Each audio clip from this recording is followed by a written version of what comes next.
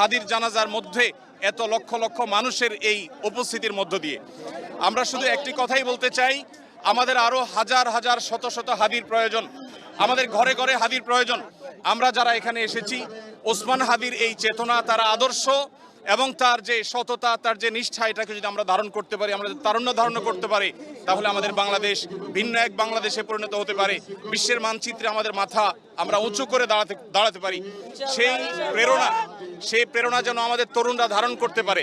হাদির আদর্শকে যেন আমরা প্রত্যেকে বুকে ধারণ করতে পারি এবং আমাদের প্রিয় স্বদেশকে, এদেশের স্বাধীনতা, সার্বভৌমত্ব, ন্যায় বিচার, এদেশের উন্নতি অগ্রগতির জন্য আমরা সবাই যেন যার যার জায়গা থেকে সর্বোচ্চ শ্রম, মেধা, জীবন, যৌবন সব আমরা কোরবান করতে পারি। সেই শিক্ষা যেন আমরা ধারণ করতে পারি, এটাই হলো একমাত্র চাওয়া। আমি দোয়া করি আল্লাহ তাআলা ওসমান হাদিকে শাহাদাতের সর্বোচ্চ মাকাম দান করুন এবং সেই সাথে ওসমান হাদির যে প্রেরণা, তার যে আদর্শ, তার যে চেতনা, সেটা যেন এই দেশে, এদেশের বিভিন্ন প্রান্তে প্রান্তরে যেন যুগ যুগ ধরে, শতাব্দীর পর শতাব্দী ধরে যেন টিকে থাকে, বেঁচে থাকে। স্বাধীনতা, সার্বভৌমত্বকে ধারণ করবার মতো তারুণ্য যেন আমাদেরকে আরও উজ্জীবিত করে, আরও অনুপ্রাণিত করে।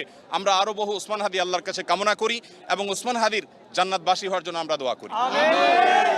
জুলাই বিপ্লবে তার অবিস্মরণীয় ভূমিকার কথা আমরা জানি, কিন্তু তার চেয়েও বড় হয়ে উঠেছিলেন বিপ্লব পরবর্তী সময়ে এই বিপ্লবকে ধরে রাখা।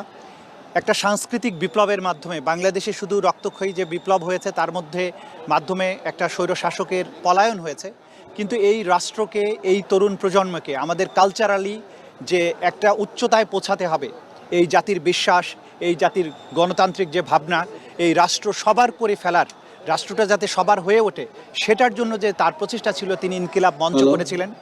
সেই প্রচেষ্টার মধ্য দিয়ে বাংলাদেশের কোটি কোটি মানুষের হৃদয় তিনি জয় করেছিলেন এবং তিনি সবসময় স্বপ্ন দেখেছেন, তিনি বলেছেন যে 50 বছর বেঁচে থাকলাম কিন্তু জাতির মধ্যে কোনো ইম্প্যাক্ট তৈরি করতে পারলাম না, তার চেয়ে 3 বছর বেঁচে থেকে জাতির জন্য যদি কোনো প্রভাব বা ইম্প্যাক্ট তৈরি করতে পারি, সেটাই তার জন্য বড় প্রাপ্তি।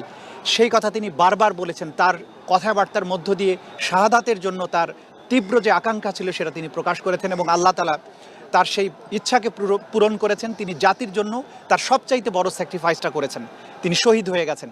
কিন্তু আমাদের বক্তব্য হচ্ছে, যে হত্যাকারীরা, যারা বাংলাদেশ থেকে পালিয়ে গেছে, যে পলাতক স্বৈরশাসক, তাদের দোসররা তাকে হত্যা করেছে। কারণ বিপ্লবী ওসমান হাদি বিপ্লব পরবর্তী সময়ে যে বিশাল কর্মযজ্ঞ নিয়ে ঝাঁপিয়ে পড়েছিলেন, সেইটা তাদের জন্য থ্রেট হয়ে উঠেছিল, তাদের জন্য হুমকি হয়ে উঠেছিল।